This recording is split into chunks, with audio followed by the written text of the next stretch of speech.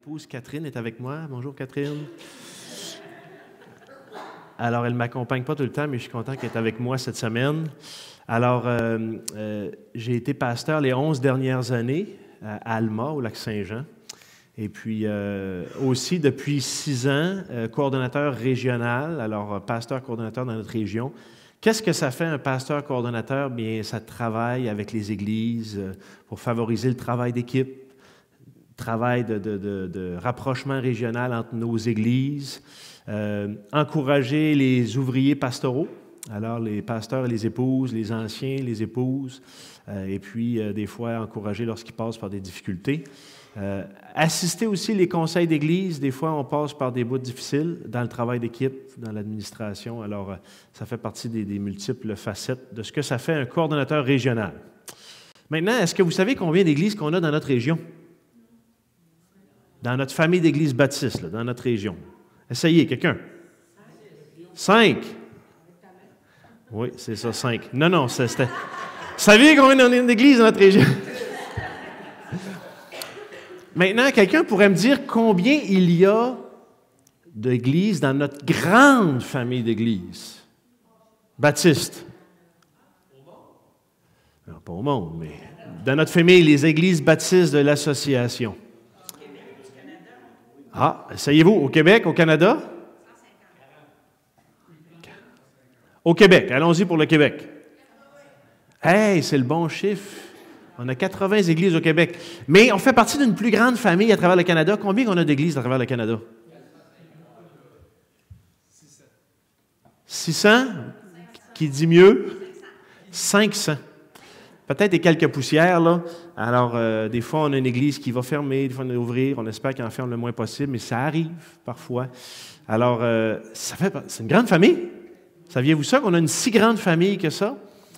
J'étais au congrès de nos églises à travers le Canada, le congrès national annuel à Niagara, il y a 3 semaines, et puis j'étais béni d'entendre tout ce que Dieu fait, beaucoup plus grand que le Québec, que notre région, à travers le Canada. Et le Québec, il y a quelque chose qui se passe, qui inspire le reste du Canada. On est des implanteurs d'églises. Au Québec, on fait ça.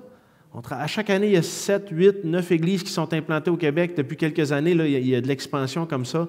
Et puis le Seigneur nous permet d'avoir des ouvriers dans la moisson pour implanter des églises. Puis le Canada, ils disent « Hey, ce qui se passe au Québec, il faudrait qu'on se mette à commencer à implanter des églises. » Et ça, c'est vraiment, je vous donne un petit peu des choses que j'ai entendues. Et puis, parce que nous, on est en dessous dans le pourcentage d'évangéliques au Québec. On est très motivés dans la mission de gagner des âmes, et ça inspire le Canada, qui sont plus avancés, à se remettre en mission pour rayonner dans des communautés, ce qu'il n'y a pas d'église, entre autres. Fait que ça, c'est une petite fenêtre sur notre grande famille d'églises. Ceci dit, je ne suis plus à Alma depuis cet été. J'ai été embauché comme coordonnateur régional, mais dans 2 régions du Québec. Alors, je suis aussi sur la rive nord de Montréal. On a déménagé. Le Seigneur nous a conduits, ma femme et moi, à accepter cet appel-là pour travailler pour notre bureau à Montréal, dans différents rôles, entre autres au niveau de santé des églises, à mi-temps, et coordonnateur régional dans 2 régions à mi-temps. Puis j'ai plein de chapeaux, là, mais en somme, c'est ça, mes nouveaux chapeaux. Et comme pasteur, bien, je vais travailler dans différentes églises pour différents besoins. Et qu'est-ce qu'on veut? C'est accompagner nos églises à être en santé puis en mission. Et puis, fait que ça, c'est des choses que j'apprends. Je suis à l'école de Dieu dans ce nouveau rôle-là. Mais je viens encore dans la région à toutes les 6 à 8 semaines. Et puis, cette fin de semaine, on avait une réunion avec nos pasteurs, les épouses de la région. Et on veut continuer à se mobiliser, nos forces collectives dans une région, à être en mission ensemble. Et puis, je vous dirais que vous êtes une grande bénédiction pour notre région, parce qu'à plusieurs reprises, encore en septembre, vous avez accueilli pour une conférence qui bénit la famille régionale. Et puis, l'association d'églises, ce n'est pas le bureau à Montréal, c'est nous. C'est nous, des églises associées dans une même région, ensuite dans une même province. Alors, ça, c'est qui nous sommes. On n'est pas des églises tout seuls, on est des églises qui collaborent ensemble pour mettre ensemble nos forces collectives. Alors, ce matin, on va aller dans la parole ensemble et On va aller dans Psaume 119. Et merci, Michel, de l'opportunité de vous rendre visite. J'espère le faire plus régulièrement. Quand j'étais à Alma, on n'avait pas d'anciens à l'époque. Aujourd'hui, on en a 2, mais je ne pouvais pas me libérer facilement. En fait, c'est vous qui envoyez par moment Michel, par moment Sylvain pour me remplacer à la prédication quand je ne pouvais pas être absent, quand j'étais absent. Merci d'avoir prêté vos ouvriers pour Alma. C'est une bénédiction. Je sais que vous le faites aussi envers Chicoutimi, qui sont sans pasteur aussi maintenant. Et vous avez beaucoup d'amour envers vos églises sœurs. Alors, on va aller dans le psaume 119 ce matin. Courbons-nous un instant avant que j'introduise ce qu'on va regarder dans la parole ensemble. Merci, mon Père Céleste, parce que tu as un grand plan extraordinaire qui est cette Église-là. Une famille dans laquelle on grandit. On est aimé, entouré, façonné dans cet amour-là, à travers ta parole, à travers nos dons. Et Seigneur, cette Église-là, c'est une famille qui est comme un lieu de refuge. Et dans les bons jours et dans les jours difficiles, on grandit, Seigneur, dans ton plan. Parle à ton Église ce matin à travers la parole. Que ton esprit nous visite à travers ces paroles ce matin. C'est en Jésus qu'on te prie. Amen. Il y a de grandes pressions dans notre société aujourd'hui sur la question de la foi. Et on n'aime pas ça entendre que la foi chrétienne serait une vérité absolue. En fait, on ne veut pas qu'il y ait des vérités absolues, même que dans nos cours à l'école, les cours d'éducation à culture religieuse, là, ECR, bien malvenu de dire qu'il y a juste une vérité, qu'il y a un seul moyen, un seul chemin vers Dieu. Et on enseigne à nos enfants qu'il y a plusieurs chemins vers Dieu, puis il y a différentes religions qui l'ont trouvé, leur chemin. Et l'idée d'avoir une vérité exclusive est très mal vue. En fait, dans notre société, le mot foi ou vérité exclusive, ça sonne plutôt comme contrainte, conformité, contrôle, domination. Puis là, ça ne sonne pas bien, ça. Ce qu'on veut dans notre société, c'est des vérités inclusives. Chacun sa vérité. Chacun son créneau, chacun sa voix, puis tu ne peux pas dire que la tienne est meilleure que l'autre, et on veut vraiment que tu ne cries pas plus fort que les autres. Puis surtout, dis pas que toi, tu as la vérité. Tu as peut-être une vérité. Alors ça, c'est très mal vu. Et puis, ce qu'on entend des choses, c'est comme, par exemple, si c'est bon pour toi, c'est bien. Et puis là, tout le monde définit qu'est-ce qui est bon pour lui. Ça représente notre société aujourd'hui, bien tristement. Et chacun fait comme bon lui semble.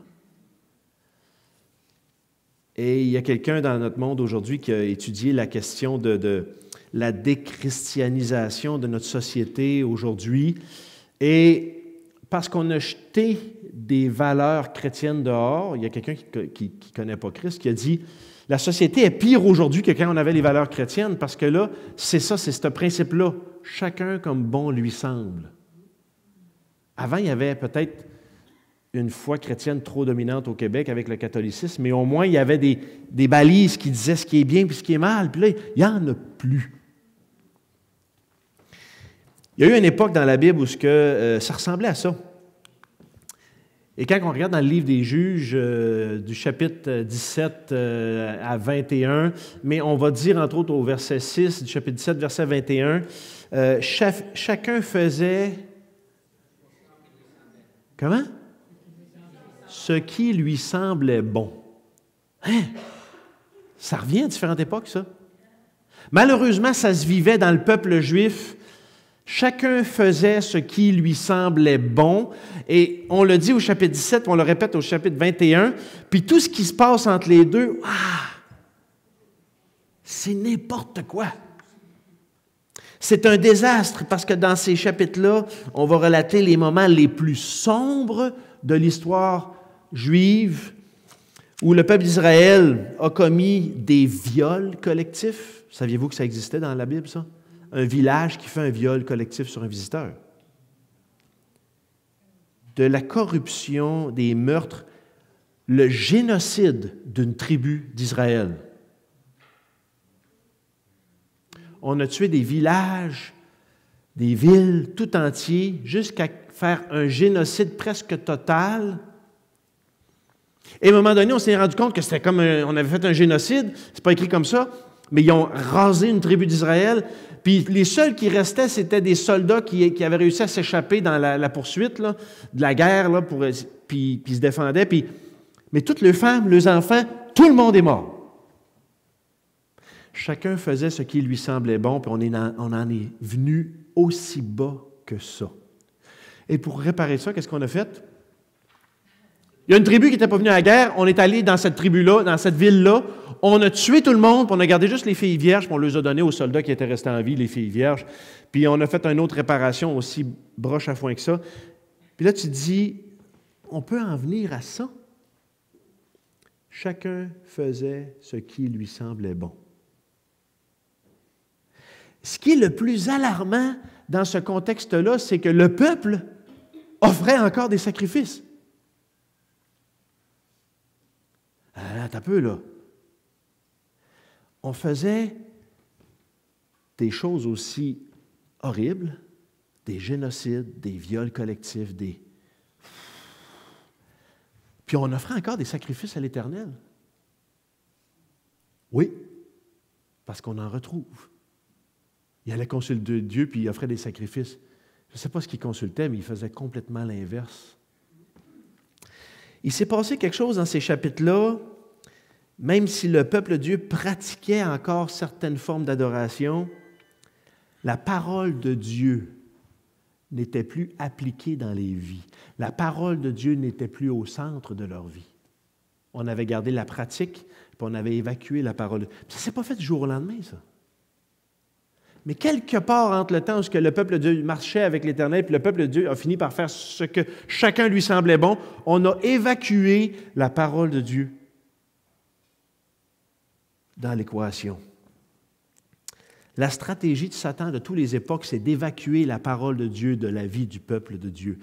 Qu'on n'ait plus le temps, qu'on ne l'écoute plus, qu'elle soit plus la ligne directrice dans notre vie pour mener nos vies et nous mener lorsque Dieu veut nous conduire. Je vais vous faire une petite confession, je vais vous raconter quelque chose de personnel, là. Ma femme est hygiéniste dentaire. Elle l'était, du moins. Et puis, je vous fais une petite confession, je déteste passer la soie dentaire. Qui aime passer la soie dentaire?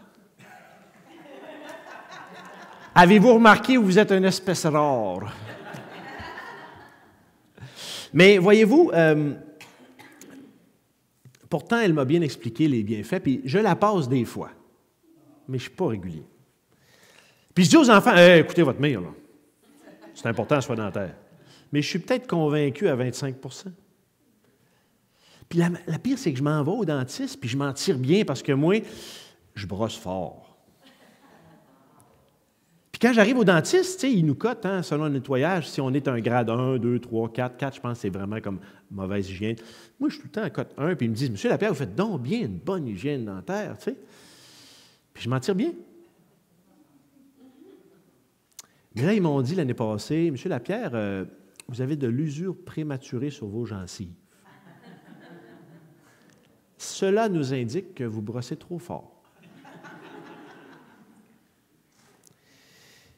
Il y avait une stratégie avec la soie dentaire, c'est que si tu la passes tous les jours, tous les 2 jours, tu n'es pas obligé de brosser aussi fort. Elle est là, la stratégie de la soie dentaire, entre autres. Mais je me suis rendu compte qu'il y a certainement une dichotomie dans ma vie entre ce que je crois qui est important, puis que je veux intégrer dans ma vie, puis la conviction à quel point je n'ai besoin. À quel point c'est une première priorité dans ma vie. Et je pense que des fois, on a peut-être la même relation avec la parole de Dieu qu'on peut avoir avec la soie dentaire, que j'ai. Pour vous, c'est quoi la nécessité, la place qu'elle occupe, cette parole-là, dans votre vie? avons-nous compris la stratégie de Dieu dans ça? Et on va regarder une petite fenêtre ce matin sur la stratégie de Dieu à travers sa parole et on va sonder dans le livre de Psaume 119 quelques versets pour réfléchir à ça ensemble. Et peut-être que mon désir, c'est qu'à travers ces quelques minutes là, qu'on regarde ensemble le Psaume 119, vous puissiez dire « Wow! Là, ce que la parole de Dieu dit ce matin, je vois à un autre niveau la stratégie de Dieu. Quelle place il veut occuper dans ma vie à travers sa parole. » Et puis, on ne parlera pas de l'Esprit Saint ce matin. Le passage ne nous parle pas de l'Esprit Saint. On va regarder textuellement ce qui est écrit là. Mais certainement que l'Esprit Saint travaille de pair avec la parole de Dieu. Alors qu'on écoute ce matin, l'Esprit Saint vient résonner dans notre cœur. Parce que les deux travaillent ensemble. Mais on va se concentrer dans notre réflexion ce matin, le psaume 119, la stratégie de Dieu dans nos vies à travers sa parole. Alors, on lit ça ensemble. C'était une question que j'avais pour vous ce matin. Quelle est ta relation avec la parole de Dieu? Et puis, j'espère pousser cette question-là un petit peu plus loin dans notre réflexion ce matin. On lit ça ensemble? Psaume 119, on va lire 1 à 32, et puis on va aller chercher quelques éléments pratiques dans ça. Psaume 119, verset 1. « Heureux ceux qui sont intègres dans leur voie, qui marchent selon la loi de l'Éternel. Heureux ceux qui gardent ses préceptes, qui le cherchent de tout leur cœur, qui ne commettent point d'iniquité et qui marchent dans ses voies. Tu as prescrit tes ordonnances pour qu'on les observe avec soin. Puissent mes actions être bien réglées afin que je garde tes statuts. Alors je ne rougirai point à la vue de tous tes commandements. Je te louerai dans la droiture de mon cœur en apprenant les lois de ta justice. Je veux garder tes statuts. Ne m'abandonne pas entièrement. Comment le jeune homme rendra-t-il pur son sentier? En se dirigeant d'après ta parole. Je te cherche de tout mon cœur, ne me laisse pas m'égarer loin de tes commandements. Je serre ta parole dans mon cœur, afin de ne pas pécher contre toi. Béni sois-tu, ô Éternel, enseigne-moi tes statuts. De mes lèvres, j'énumère toutes les sentences de ta bouche. Je me réjouis en suivant tes préceptes, comme si je possédais tous les trésors. Je médite tes ordonnances, j'ai tes sentiers sous les yeux, je fais mes délices de tes statuts, je n'oublie point ta parole. Fais du bien à ton serviteur pour que je vive et que j'observe ta parole. Ouvre mes yeux pour que je contemple les merveilles de ta loi. Je suis un étranger sur la terre, ne me cache pas tes commandements. Mon âme est brisée par le désir qui toujours la porte vers ta loi. Tu menaces les orgueilleux, ces maudits qui s'égarent loin de tes commandements. Décharge-moi de l'opprobre, du mépris, car j'observe tes préceptes. Des princes ont beau s'asseoir et parler contre moi, ton serviteur médite tes statuts. Tes préceptes font mes délices, ce sont mes conseillers. Mon âme est attachée à la poussière, rends-moi la vie selon ta parole. Je raconte mes voies et tu m'exauces, enseigne-moi tes statuts, fais-moi comprendre la voie de tes ordonnances et je méditerai sur tes merveilles. Mon âme pleure de chagrin, relève-moi selon ta parole. Éloigne de moi la voie du mensonge et accorde-moi la grâce de suivre ta loi. Je choisis la voie de la vérité, je place tes lois sous mes yeux, je m'attache à tes préceptes. Éternel, ne me rends point confus. Je cours dans la voie de tes commandements, car tu élargis mon cœur. Il y a beaucoup de choses dans ces versets-là. Et puis, ce matin, on va regarder ensemble la stratégie de Dieu entre nos mains. Et ça, c'est sa parole. Et on va regarder un petit peu quelques éléments clés ici. Mais juste pour vous mettre un peu en contexte, le psaume 119, c'est 22 sections de 8 versets. Ça se divise comme ça. Et on va, à chaque verset, ou presque, je pense qu'il y a 3 exceptions, on va faire allusion à la parole de Dieu dans différents termes, entre autres promesses, voix, statut, précepte. Dans certaines versions, ce n'est pas précepte, c'est témoignage. D'autres synonymes, ordonnance, commandement, jugement ou sentence, loi de l'Éternel. Ce qui est intéressant, parce que je vais vous donner ce matin l'invitation à aller lire tout le chapitre, mais ce qui est intéressant, c'est qu'on va parler de la loi de l'Éternel et son effet dans presque tous les domaines de notre vie. Dans nos relations avec les biens matériels, nos relations avec les gens, les désirs de notre cœur. En tout cas, c'est comme si c'était un psaume qui appliquait comment est-ce que la parole de Dieu, les préceptes, les vérités de Dieu viennent rencontrer tous les domaines de notre vie. Fait que ça, c'est intéressant, juste le soulever.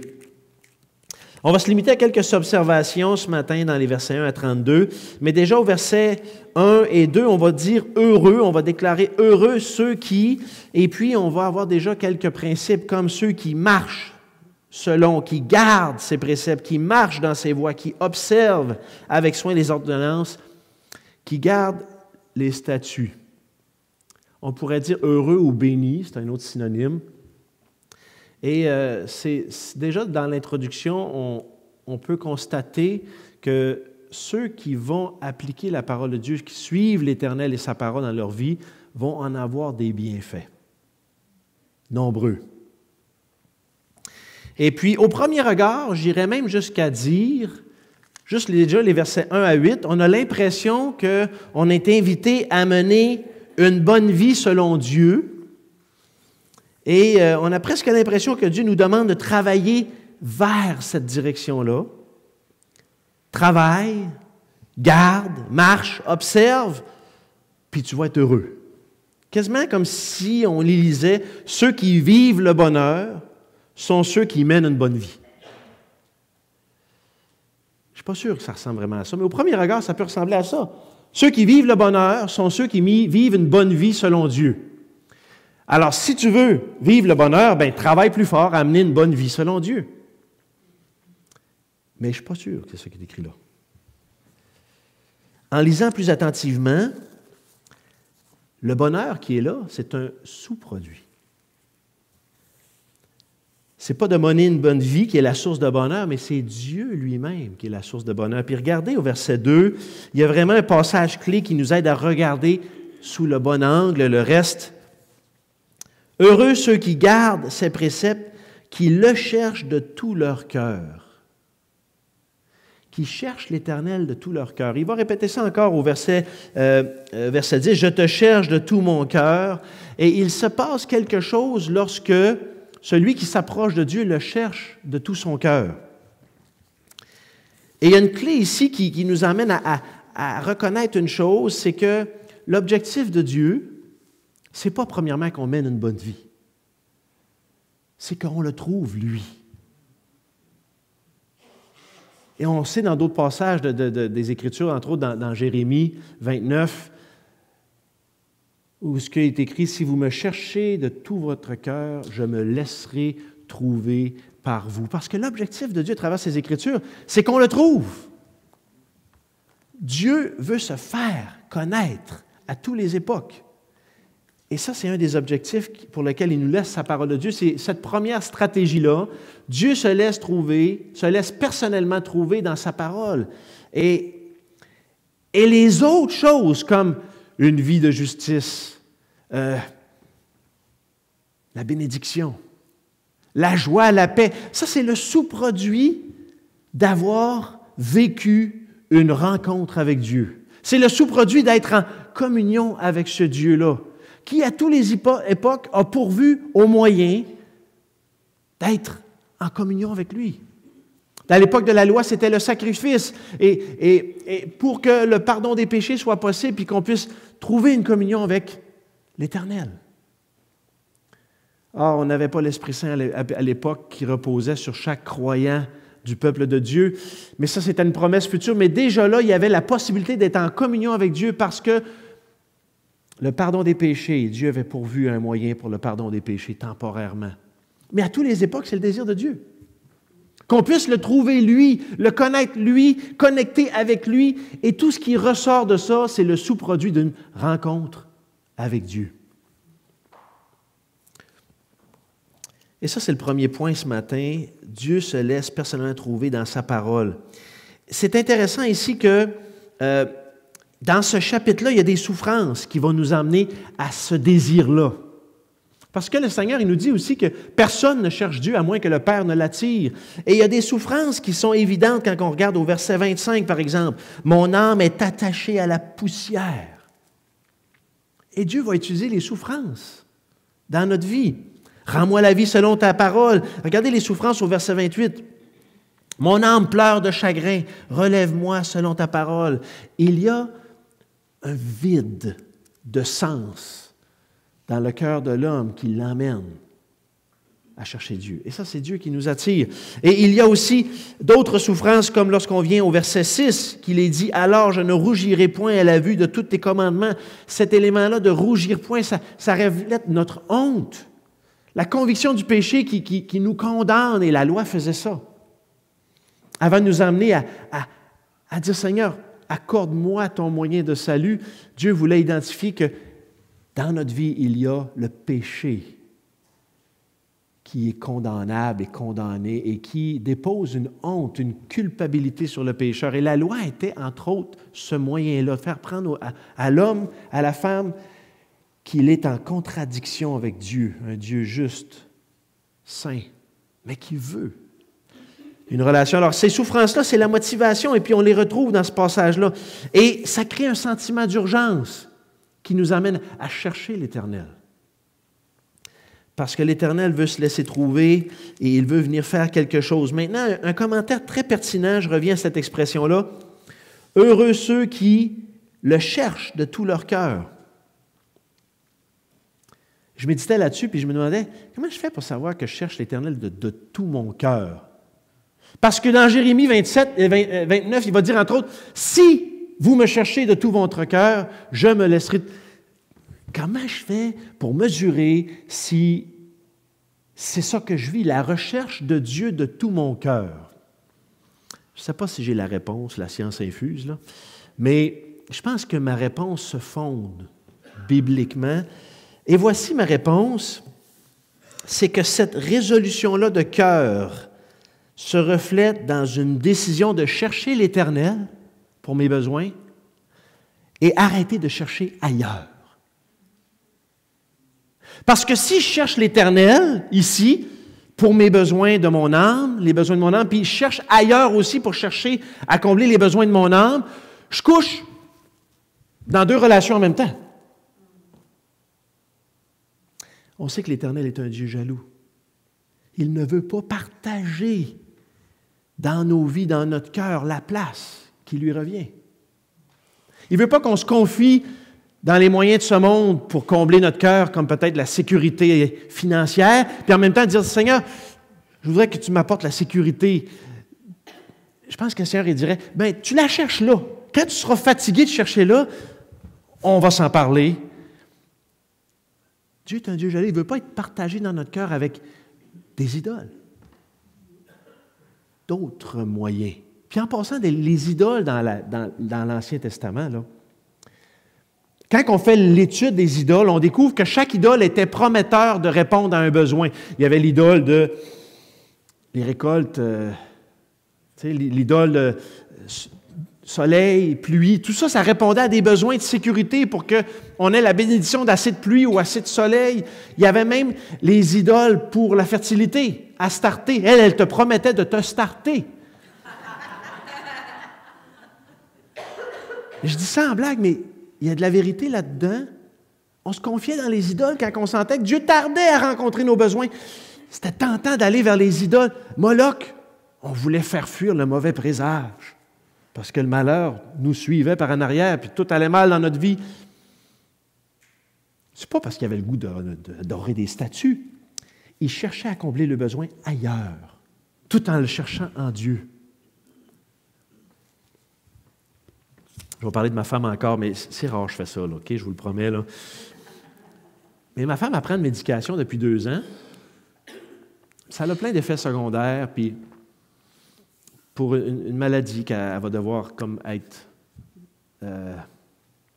supportée, là, mais ça se supporte bien, mais elle a des effets secondaires vraiment fatigants. Là. Perte de cheveux, puis fatigue, puis bon.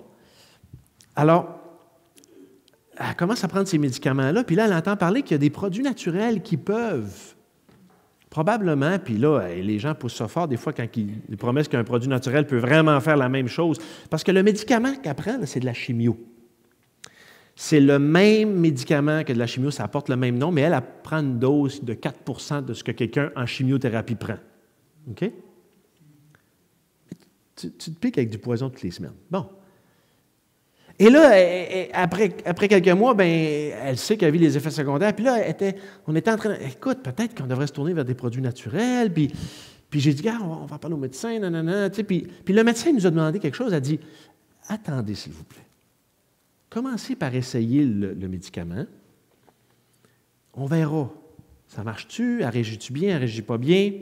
On va stabiliser la condition de santé. L'autre option, on verra après. Mais, parce que l'idée, c'est que s'il y en a qui vous promettent ça, mais si on les essaye en même temps, qu'il y ait des bons fruits ou des mauvais fruits, on ne saura même pas à qui les attribuer. Et là, on va être dans la confusion. C'est-tu la chimio qui ne produit pas les fruits qu'on veut ou c'est le produit naturel qui contrevient? Puis, on ne sera pas avancé. On va être dans la confusion. Notre Dieu n'est pas un Dieu de confusion. Lorsqu'il veut produire quelque chose dans ton cœur, dans ta vie, il ne veut pas que tu sois en train de te nourrir à 2 places pour résoudre les problèmes et les besoins de ton cœur parce que ça ne lui apporte aucune gloire, ça apporte de la confusion dans ta vie. Tu ne pourras pas voir la puissance de Christ dans ton cœur. Tu vas passer à cause de quelque chose d'important. De toute façon, Dieu est un Dieu jaloux, pas qu'il est contrôlant, mais il n'aime pas ça. Partager la gloire avec les ressources de ce monde pour combler tes besoins. Et deux idoles, non, il opère comme ça. Dieu est un Dieu jaloux dans le bon sens. Et regardez ce qu'on lit entre autres. Dans Matthieu 6. Vous connaissez ça, mais je veux faire le lien avec ça ce matin. Nul ne peut servir 2 maîtres, car ou il haïra un et aimera l'autre, ou il s'attachera à l'un et méprisera l'autre. Vous ne pouvez servir Dieu et Mammon. Vous savez quoi? Si vous priez ici, là, pour que Dieu vous aide dans votre sécurité financière, là, puis ici, là, vous écoutez tous les conseils ailleurs, puis vous confiez votre vie là, dans toutes sortes de moyens, puis tout d'un coup, ce qui se passe, c'est qu'on commence à plus écouter les principes bibliques sur la gestion financière, puis on écoute les principes de ce monde sur la gestion financière. Et tout d'un coup, on met notre confiance ici, puis qu'est-ce qu'on fait avec ici? On tasse. On ne s'en rend pas compte, mais on tasse. Tout d'un coup, ici, lorsque les principes sont peut-être ils deviennent contredisants avec la foi puis la dépendance sur Dieu. Puis là, on commence à sécuriser et contrôler nos vies financières. Puis ce qu'on fait ici, on tasse Dieu. On fait ce que les Juifs ont fait dans l'Ancien Testament. Lorsque chacun faisait ce qu'il lui... On glisse là et ça se fait tranquillement. Et tout d'un coup, on va là. Chercher l'Éternel de tout son cœur, c'est une clé extraordinaire, importante, qui fait en sorte que Dieu n'a pas de compétition lorsqu'il veut rencontrer nos besoins. Et la promesse qui vient avec, c'est qu'il va se laisser trouver, dit l'Éternel. Alors, un autre élément que je veux faire ressortir dans la stratégie de Dieu, sa parole est son mode de vie exclusif pour la vie, pour vivre la foi. Et j'ai bien choisi ces éléments-là parce que dans les versets qui suivent, les versets 9 à 16, il y a vraiment des mots, des choses qui décrivent un mode de vie. Puis on en a toutes sortes des modes de vie aujourd'hui, là. Il y a les modes de vie grano, il y a les modes de vie avec des diètes, il y a des modes de vie de sportifs, il y a des modes de vie de... Alors on sait c'est quoi un mode de vie, mais vraiment, la foi et la parole de Dieu dans nos vies, selon ces versets-là, c'est un mode de vie. Puis on va les regarder un petit peu plus en détail. Regardez les mots qui sont là. Premièrement, des verbes très impliquants, OK? Diriger sa vie, au verset 9. Comment le jeune homme rendra-t-il pur son sentier en se dirigeant d'après ta parole? Alors, ça, c'est intéressant, c'est très impliquant lorsque la parole de Dieu dirige tes décisions, dirige tes priorités, dirige ta manière de gérer tes relations. Alors, c'est très envahissant, très impliquant ce verset-là. Verset 11, « Je serre ta parole dans mon cœur. » Wow, il y a comme une affaire très impliquante. C'est comme si je l'écoute, je la lis, je la laisse pénétrer mon cœur, puis je la retiens dans mon cœur. Là. Ça implique ça, entre autres, ce verset-là. « Je cherche l'Éternel, encore là, au verset 10, de tout mon cœur. Ne me laisse pas m'égarer loin de tes commandements. » Il y a un combat spirituel, je l'ai parlé tantôt, le combat spirituel entre aller chercher, combler nos besoins dans deux directions à la fois. Entre autres, méditer ta parole au verset 15. Alors, il y a vraiment des mots qui sont très impliquants. Mais regardez le mode de vie. Quand on regarde au verset 10 à 16, c'est comment est-ce que c'est possible?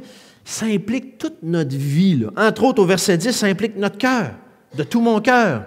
Au verset 11 et 15, ça implique notre intelligence, parce qu'on la serre dans notre cœur, on la médite.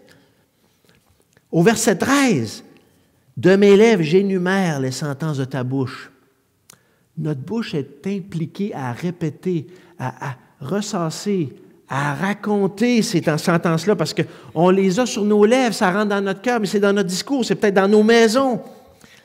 Verset 14, « Je ne me réjouis en suivant tes préceptes. » Il y a une obéissance, là, il y a une volonté. Ça implique notre cœur, notre intelligence, nos lèvres, notre volonté, entre autres. Au verset 15, « Nos yeux.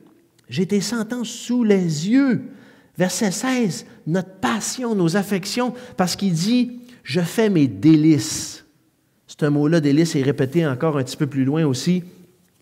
Et puis, qu'est-ce que ça veut dire au verset 24? Mais ça veut dire, entre autres, je jouis de ça.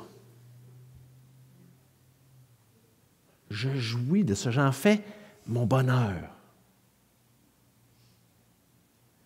C'est vraiment un mode de vie. Exclusif. Si tu veux suivre Christ, puis tu as compris la place que Dieu veut que sa parole joue dans ta vie, ici, il y a quelque chose à comprendre, c'est que Dieu veut que ça vienne envahir tout ton mode de vie. Vous savez, les gens qui ont les mini-maisons, là, c'est super à la mode, il y a des émissions à la télévision sur les mini-maisons. Si tu switches vers une mini-maison, là, tu dois revoir tout ton mode de vie. Ta relation avec les biens matériels, parce qu'il faut que tu t'en débarrasses en masse. Qu'est-ce qui sont les quelques biens matériels que tu veux retenir dans ton mode de vie? Puis là, tu adaptes toute ta maison en fonction de ça. Si tu veux faire un ménage dans ta vie, là, bien, rentre dans ce mode de vie-là, mini-maison. La prochaine étape, c'est partir pour le ciel, parce que là, tu t'es départi des biens de la terre, tu as vraiment simplicité volontaire. Un mode de vie, c'est ça, tu revois tes priorités, tu centres tes priorités. Et ici, c'est intéressant qu'il va parler au verset 14 et 16, « Mon trésor, mes délices. » Et au verset 24, il va aller plus loin, il dit, « Tes préceptes font mes délices, ce sont mes conseillers. » C'est un mode de vie où c'est Dieu qui le dicte. Sa parole devient tes conseillers. C'est tout qu'un mode de vie, ça. Si tu veux découvrir qu'est-ce que c'est le mode de vie mini-maison, ben va dans un parc à mini-maison puis parle avec les gens. Ils vont devenir tes conseillers pour réussir ton projet. Mais il n'y a pas d'autres bons conseillers comme la parole de Dieu pour t'aider à vivre ça, là. Cet élément-là, que ta vie, elle soit, comme il est écrit là, ici, là, un mode de vie exclusif pour vivre la foi. Si tu as de la misère à vivre ta foi, tu es des fois dérouté puis tu es tiraillé, eh bien, en revenant à la parole de Dieu et en faisant une priorité dans ta vie quotidienne et en disant, Seigneur, montre-moi ton mode de vie pour ma vie chrétienne. De toute façon, on n'a pas ici longtemps, là. C'est temporaire, la patente. On n'est pas éternel. C'est l'autre côté, l'éternel, destiné. Seigneur, j'ai besoin d'être là, là. Revoir mon mode de vie et m'imprégner du tien. Enfin, sa parole nous dirige par un autre régime de promesses, celles qui sont éternelles. Puis il faut prendre conscience, puis on le découvre à travers les psaumes, c'est comme frappant. Il y a vraiment deux régimes de promesses. Il y a le régime de promesses terrestres et il y a le régime de promesses éternelles. Quand on est ignorant de la vie en Jésus-Christ, qu'on n'est pas réconcilié avec Dieu, on est des citoyens de la terre, on est des terrestres. Notre royaume, il est terrestre. Et lorsqu'on vient à Jésus-Christ, qu'on découvre notre destinée éternelle, on découvre la famille dans la foi, on découvre le royaume de Dieu. On est appelés des citoyens du ciel. Et elle est là, notre patrie. Mais on est en lutte avec deux régimes de promesses. Les promesses qu'on tente de nous convaincre tous les jours dans notre quotidien, qui sont terrestres, et celles qui sont éternelles. Et on est dans ce combat-là. Mais la stratégie de Dieu, entre autres, c'est que sa parole nous dirige par un régime de promesses éternelles et que ça vienne faire un emprunt dans notre vie progressivement et que ça vienne vraiment donner un impact, un alignement à toute notre vie. Mais il faut comprendre qu'alors qu'on découvre le régime de promesses éternelles, on va rentrer constamment en contradiction avec peut-être les promesses qu'on a achetées qui sont terrestres. Et quand on comprend ça, on comprend pourquoi c'est pas facile, la vie chrétienne. C'est un combat. On est à contre-courant, mais on est même à contre-courant dans notre cœur, parce que le gain matériel, puis le confort matériel, c'est une promesse terrestre, puis le Seigneur veut que je m'en détache pour que ma sécurité ne soit pas là, mais qu'elle soit en lui. Regardez comment est-ce que les deux régimes de promesses viennent en contradiction, entre autres. Regardez au verset 29, OK? Versets 29 et 30. « Éloigne de moi la voie du mensonge et accorde-moi la grâce de suivre ta loi. Je choisis la voie de la vérité, je place tes lois sous mes yeux. » Sous nos yeux, à la semaine longue, on a des voies. Ici, on l'appelle la voie du mensonge, mais des voies qui nous promettent, des promesses sur terre. Des promesses, entre autres, par exemple, qu'on peut être une vie comblée par les richesses matérielles, promesses de bonheur par le confort, promesses d'espérance de vie en te confiant dans la médecine ou toutes sortes de choses comme ça, promesses que tu peux être en grande partie maître de ton destin.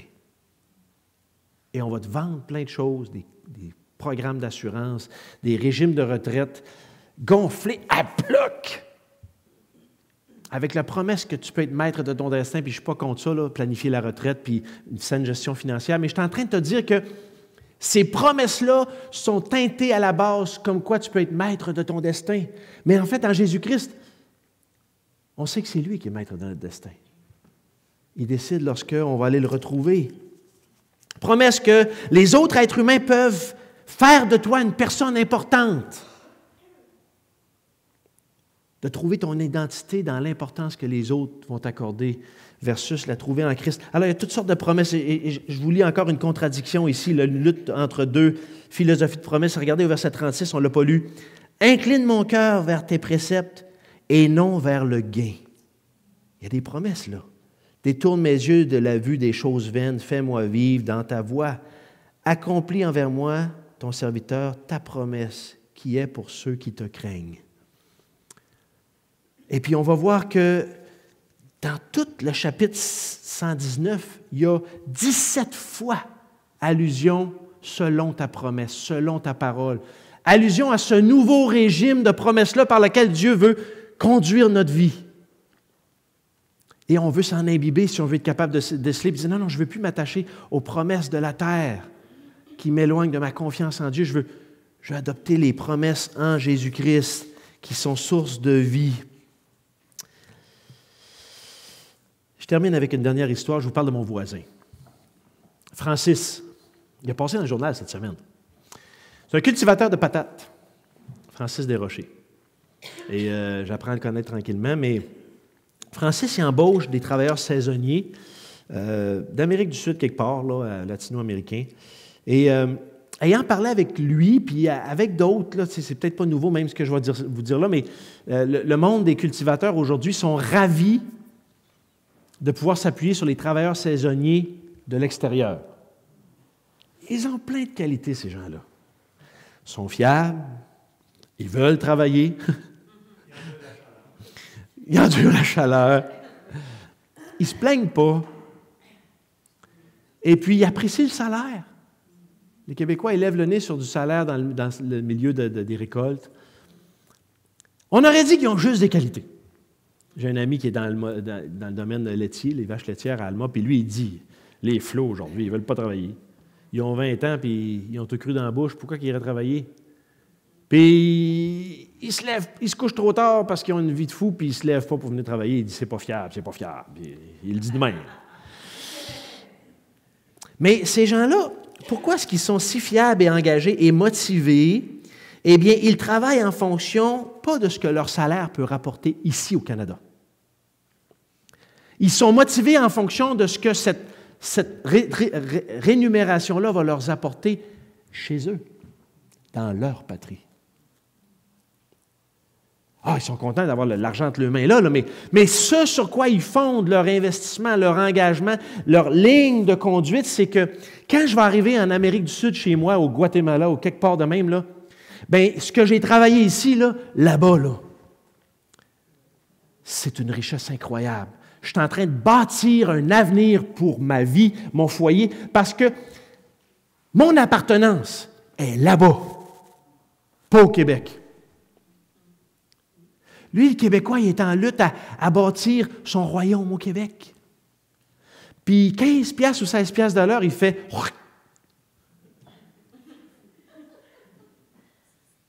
Il crache là-dessus. Peut-être pas étudiant, mais...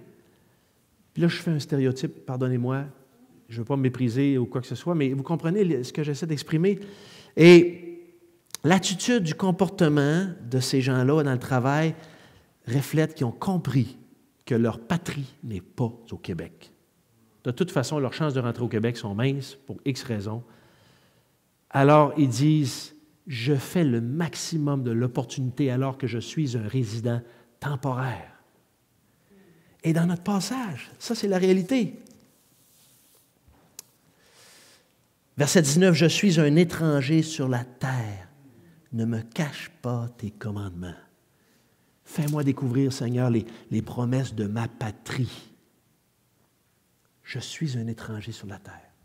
Je ne sais pas si tu es saisi de cette réalité-là, que c'est temporaire, ton royaume, il n'est pas ici si tu as donné ta vie à Jésus-Christ, et que tu es en combat sur ces deux plans-là, et Dieu veut te donner la victoire de découvrir ton régime de promesses, de vie, de victoire ambitieux pour une destination et un royaume éternel bien plus abondant que quoi que ce soit qu'on va te vendre ici sur terre.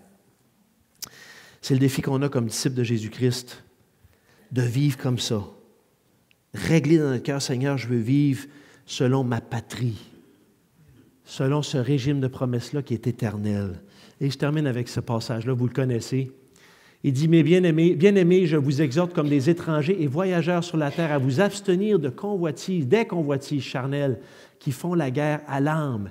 Ayez au milieu des païens, c'est les nations, une bonne conduite afin que là même où ils vous calomnient, comme si vous étiez des malfaiteurs, ils remarquent vos bonnes œuvres et glorifient Dieu au jour où il les visitera. Le jour où il les visitera, il nous visitera, c'est temporaire. Et ce que nous sommes en Jésus-Christ, des étrangers et des voyageurs, des travailleurs saisonniers. Et c'est cette conviction-là que Dieu veut déposer dans notre cœur. C'est cette conviction-là avec laquelle le Seigneur veut qu'on regarde sa parole comme un mode de vie, comme le seul moyen d'entendre audiblement sa parole retentir dans nos cœurs, sa parole dicter comment vivre ça, ce mode de vie-là. Prions ensemble. Merci, Père Céleste, parce que tu as une stratégie qui dépasse un livre écrit, des pages. Merci, Seigneur, parce que par cette stratégie-là, ta parole demeure précise et utile de génération en génération.